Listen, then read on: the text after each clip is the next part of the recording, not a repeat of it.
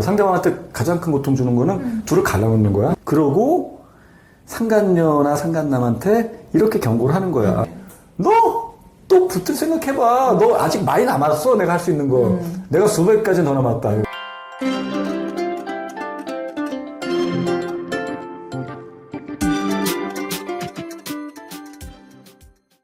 안녕하세요. 배우자 외도 당당히 말한다. 역풍당당 상담계 해법 있는 바람주치 묻지마간디. 진성 있는 외도 해결 변호사 이긴다 조변 조준영 변호사입니다. 네, 반갑습니다. 저희 그 역풍당당 바람치유센터 그 카페 거기는 많은 분들의 사연이 있으니까 네.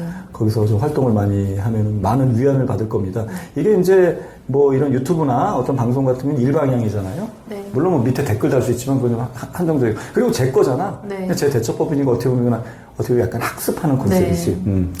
강남의 약간 일타 강사의 그 강의를 듣는 느낌? 네.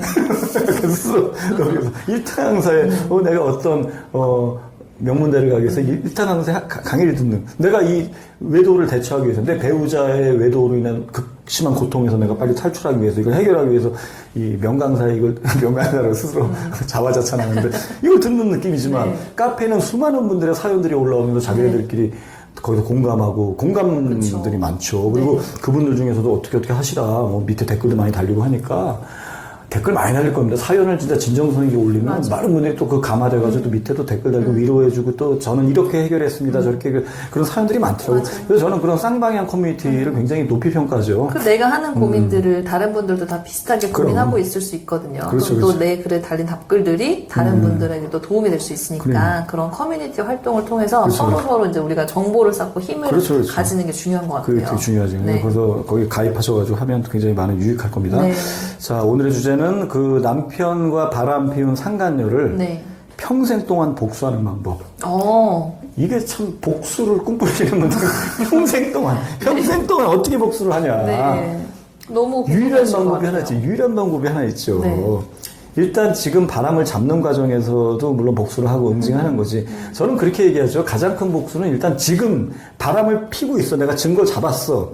이것들이 아직 안 끝났어. 내가 아직 내색을 안 했어. 그때는 이들에 대한 가장 큰 복수와 내가 받는 가장 큰 위안. 네. 그러니까 상대방한테는 응징과 고통을 주고 네. 나한테는 위안을 주면서 내가 그나마 마음의 고통을 좀 약간 내려놓을 수 있는 유일한 방법은 뭐겠습니까? 상대방한테 가장 큰 고통 주는 거는 둘을 갈라놓는 거야. 네. 근데 그거를 강구하시더라고. 그래서 어떤 아내분들이나 남편분들도 그냥 상간자 회사부터 알려나가고 다 한대. 그 가족들한테 알리고 회사에 알리고 자기 그렇게 하지 마십시오. 일단 소송 걸고 경고한 다음에 자세한 건 제가 또 상담을 통해서 하지. 여기서 디테일한 솔루션을 알려드리긴 네. 어렵지. 여기 또 염탐꾼들이 있기 때문에 네. 갈렙과 같은 정탐꾼이 있어. 구약의 여호수아에 나오는 갈렙이라고 했어. 전쟁 나기 전에 딱 가가지고 이렇게 정찰하고 오는 거거든. 그런 갈렙은 좋은 거지. 여리고성을 점령하기 위해서 좋은 의도로 하는 거지만 이 카페나 이 유튜브를 기웃거리면서 스파이 그 상간자이면서 상간자거나 또는 내 배우자거나 바람핀 배우자가 어떻게 알았는지. 그러니까 이게 휴대폰 단속을 잘 하시라. 네. 흔적을 남기지 마시라. 저하고 상담하신 분들도 저랑 문자 나는 거 그때부터 지우시라. 그러지. 그리고 이런 장난하라. 유튜브 켜놓고 잠들어가지고 그거 다 보고 있고. 그래서 이게 자세하게 얘기 못 하는 거야. 이 정탐꾼들이, 염탐꾼들이 있기 때문에. 그래서 자세한 건 그렇지만 어쨌든, 대부분의 분들이 이제 무조건 응징하는 게 막 알려나가고 처음부터 막 소송도 하고 다 그게 마치 주된 자기의 역할인 것처럼 하는데 저는 절대 그렇게 하지 말라고 그러지. 목적성을 잃지 마시라. 가장 중요한 거는 둘을 갈라놓는 거다. 그게 1순위다. 그 다음에 상간자 응징하고 내 배우자 응징하는 거는 2순위다. 네. 둘을 갈라놔야 된다. 그래서 해결되는 거 아니냐. 그래서 일단 제자리에 되돌려 놔야 된다. 내 배우자를. 내가 그때 가서 차 버릴지언정 내가 차이지 말자는 얘기예요. 그러려면은 다 하면 안 돼. 소송 걸고 경고한 다음에 몇 가지 남겨놔야지. 이들한테 치명적인 거. 상간녀가 유부녀면은 그 집 남편한테 알리고 친정 시댁에 알리고 또 직장이 좋으면 직장에 알리고 여러 가지 그런 것도 남아있는 게 그걸 킵해놓으시라. 그리고 그걸로 압박을 가해라. 너 내가 하는 거 봤지? 너 이렇게 또 들어간다. 그럼 그때는 좀 먹히지. 그래서 제가 소송을 걸라는 게 꼭 배상금을 받는 목적도 있지만 나의 실행력을 보여주는 거거든. 그렇게 해가지고 실행력을 보여주면 상대방은 경고가 먹힌다는 얘기예요. 네. 그런 식으로 해서 둘을 갈라놓게 만들어야 된다. 겁이 나가지고. 네. 그래서 가장 처음에 이제 바람을 이제 증거를 막 잡았을 때, 바람의 증거를 잡았을 때 제일 처음에 해야 되는 건 둘을 갈라놓는데 주력. 그게 나한테 위안이고 상대방한테 큰 복수인데, 복수하는 거죠. 그 다음에 이제 할 만큼 다 했네. 네. 그 둘을 이제 갈라놨어, 기어코. 그래도 나의 마음은 풀리지 않지. 왜냐면 내가 이걸로 인해서 가정 깨질 뻔하고, 지금 이혼을 안 했어. 특히 이혼하신 분들은 더더욱이. 이혼하신 분들은 미치지. 맞아. 그래서 제가 이혼 쉽게 하지 말라고 하는 거. 이혼하면 둘이 붙어버리거든. 게다가 내 가정 깨졌잖아. 근데 내가 아무리 돈으로 많은 재산을 받고 이혼해서도 그 돈으로 해결 안 되는 게, 우리 정신적인 고통은 돈으로 해결 안 돼요. 맞아요. 돈 많다고 우울증 걸린 사람이 돈 많으면 뭐해. 그 재벌들도 우울증 걸리면 돈 많아도 그냥 자살하잖아. 우리는 이해가 안 가죠. 아니, 저렇게 돈이 많은데 왜 자살하냐고. 의미가 없어요. 네. 내가 고통스러우면 의미가 없어. 돈 많이 받고 이혼해도. 그래서 저는 정신적인 것도 고려하시라. 아닙니다, 간디님. 저는 이 정도 받았으면 됐습니다. 됐긴 못했으니까 내가 전화를. 그때는 꼭 다 필요 없다. 내가 또 소리를 내가. 돈도 다 필요 없다. 지르는 대목을 맺고. 아니, 좀 보류하세요. 좀 제 말 좀 들으시니까 나중에 후회하지 마시고 또 그때 무릎 치면서 또 저한테 울면서 전화하지 마시고, 응? 제가 말릴 때 좀 말을 좀 들으십시오. 근데 귀엽고 하시지. 그 연락이 그다음부터 없더라고. 상담 시간이 남았는데, 거의 한 이틀에 한 번씩 상담을 했는데, 한 달 동안 연락이 없어. 내가 볼 때 이혼한 거야.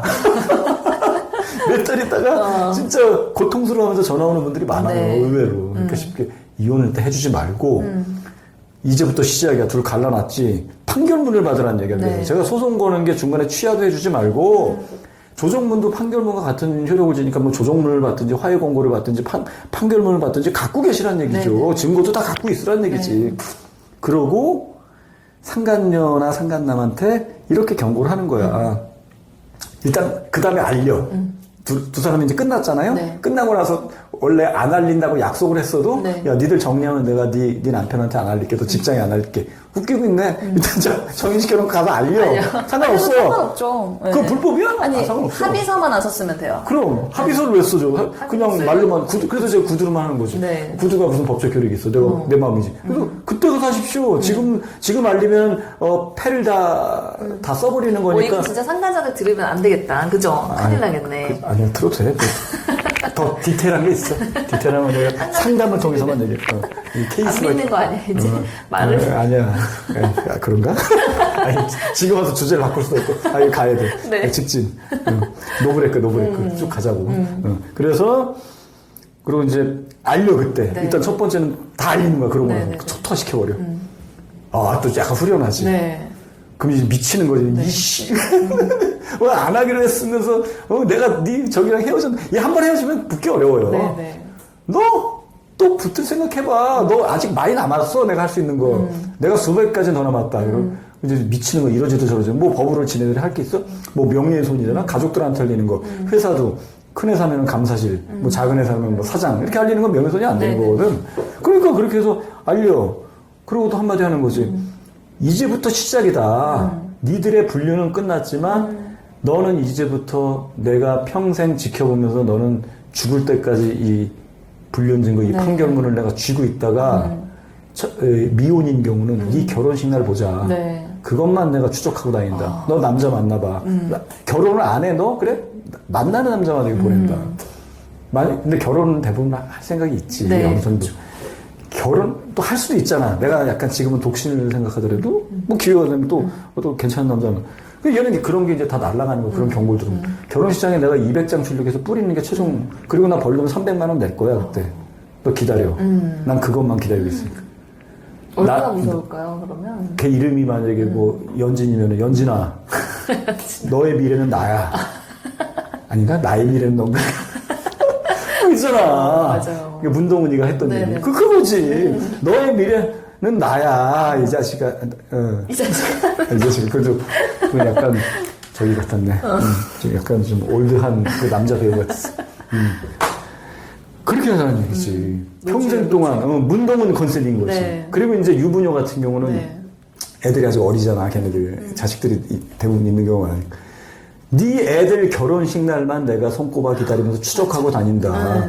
그리고 네 애들 취직하면 거기에 뿌릴 거고, 진학하면 대학 거기다 뿌릴 거고, 난 평생 간다. 니들 안 건드려. 이제 니들한테 할 만큼 다 했어. 네 자식이야.